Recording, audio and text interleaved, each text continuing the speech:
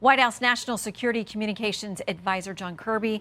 Welcome back. Always good to have you with us. Thanks, Shannon. Good to be Okay, with you. I want to play something the president said just a couple of days ago about where we are in our support of Israel in light of the Iran attack. As I told Prime Minister Netanyahu, our commitment to Israel's security against these threats from Iran and its proxies is ironclad. Let me say it again, ironclad. It's a word we've heard again and again, but Axios reporting this morning that President Biden told Israeli Prime Minister Netanyahu during a call on Saturday that the U.S. will not support any Israeli counterattack against Iran. That's according to a senior White House official. So where are we with Israel with respect to responding to this attack? Well, I think first we need to see what the War Cabinet decides in terms of the whatever next step they want to pursue, and that's a sovereign decision, of course, that our Israeli counterparts have to make. But I don't think you can look at what happened last night in any way, shape, or form and not come away convinced that the president meant every word he said. Ironclad commitment. I mean, several hundred drones and missiles launched in the course of several hours, and almost every single one of them knocked out of the sky and didn't make it into Israel. And that's not by accident. That's a terrific testament to the superiority of the Israeli military, but also to our own military superiority and the effort, the risk, the resources that President Biden committed to helping defend Israel. But what are we saying to them now about a response they may choose? I think, again, it's going to be up to the Israelis to decide what the next step is here. I will just say this. President Biden, since the beginning of this conflict, has worked very hard to keep this from becoming a broader regional war, to keep the tensions from escalating.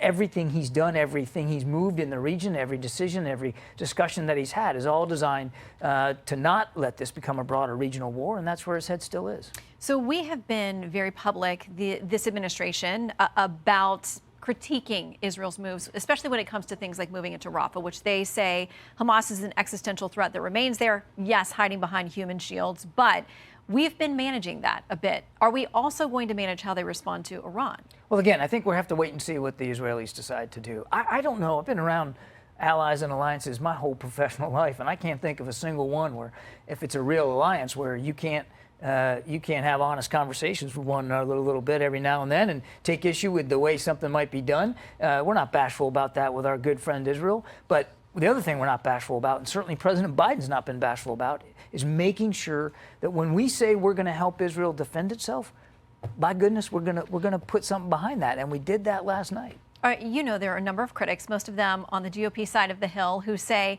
we shouldn't be in this position, that there are things that were done by this administration that let Iran think it had an opening here, or others that would go after Israel. Senator Marsha Blackburn, among those, posting on X last night, she says, under President Trump, Iran was broke. President Biden gifted them billions of dollars and then naively said, don't. Don't is not a foreign policy. We also heard from Congressman Michael Waltz, like you, a veteran who's worn the uniform. He says this about us refusing to be tougher on Iran at the UN. Here's a bit of that. Last year, we refused to push the UN to renew sanctions on Iran's drone and missile program. Now they're literally flying towards Israel. You know, the conversations about unfreezing assets, about waivers on sanctions. Yeah. Could this administration have been tougher on Iran? Did it sense an opening? It's hard to look at what President Biden has done with respect to Iran and say that he hasn't been tough on Iran, that we haven't put pressure on them, that we haven't additional 500 sanctions, additional resources in the region. And let's take a look at that ballistic missile. Okay, so they launched more than 100 ballistic missiles. And how many got through? And the reason it didn't get through was because President Biden made sure that we pre-positioned forces in the region to help Israel shoot them down. So this vaunted ballistic missile program of theirs didn't turn out to be so vaunted last night. But why not support something that would have stopped that program, or at least contained it in some way, so it's not launching at Israel and we aren't having to get it involved defensively? Again, Shannon, just look at the sanctions that we put in place against Iran. Look at the resources we put into the region. It's hard to take a look at what President Biden has done and say that we've somehow gone soft on Iran. It was the previous administration that decided to get us out of the Iran deal, and now Iran is so much dramatically closer to a potential nuclear weapon capability than they were before Mr. Trump was elected.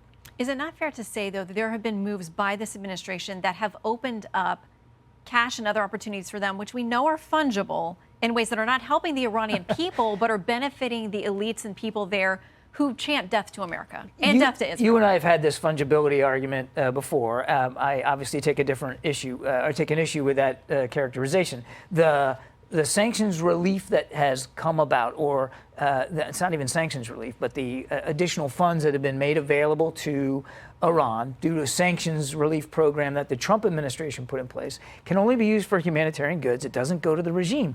And the idea that the regime was somehow felt like they were freed up to support these proxies because of that, it just doesn't comport with the facts. They have been supporting these proxies for many, many years. And it comports with their language, though, saying we will use this money in the way that we want to use it. They can't. They physically can't do that. Okay, let's talk about China, because there's plenty of reporting that the administration had been talking to China, wanting them to use their influence with Tehran to sort of head off these attacks. Yeah. There have been a number of visits. Secretary Yellen is just back. Our presidents have been speaking. Secretary Blinken is supposed to be going to do meetings in China as well. But this comes at a time, first of all, that we know China is the #1 oil customer for Iran. And also this week reports that they are supplying critical elements to Russia to help it gin up its weapon system and be able to go after Ukraine. This relationship with China does not seem to be working to our advantage. They don't seem worried about any of the warnings from us, any of the visits from us. Well, look, I won't dispute the fact that China can do more. China should do more in terms of the Middle East, in terms of the relationship that they have with Tehran. And yes, we've asked them to use that influence to a positive effect. I'll let President Xi speak to what he is or isn't willing to do, but they have not put that kind of pressure on Tehran, and we certainly want them to do that. But China's also not the leader in the region that maybe they want to be or to claim to be. The United States, however, as demonstrated last night, very much is in a leadership position in the region. Let's talk about aid, because that was one of the first things that heated up again last night. Number of senators, House members taking to X and to other places, issuing statements saying it's time to get aid for Israel passed. The House has done a standalone measure for Israel. Obviously, the bigger package the White House would like to see has come through the Senate. What would you like to see this week? Would the White House sign something that comes as a standalone aid measure for Israel if it gets to the president's desk? You take a look at last night and you take a look at what's happening on the eastern flank there in Ukraine and around the Donbass. Speed, time is of the essence.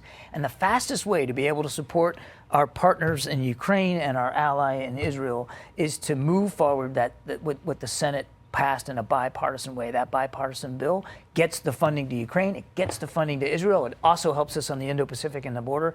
And we know, Shannon, that if that bipartisan legislation gets to the floor in the House, it will pass. There's enough votes for it. So our message is to the Speaker, get that on the floor. Let's get it voted on so that that aid can get to Israel and to Ukraine in the fastest possible way and not have to go back to the Senate for renegotiating. It's solid. It's a solid piece of legislation. They should move on it. If they don't, though, and send you something standalone, would the president not sign an aid bill for Israel? I won't get ahead of the president's decision space one way or another. I mean, we'll have to see what makes it his way. It makes the way to his desk.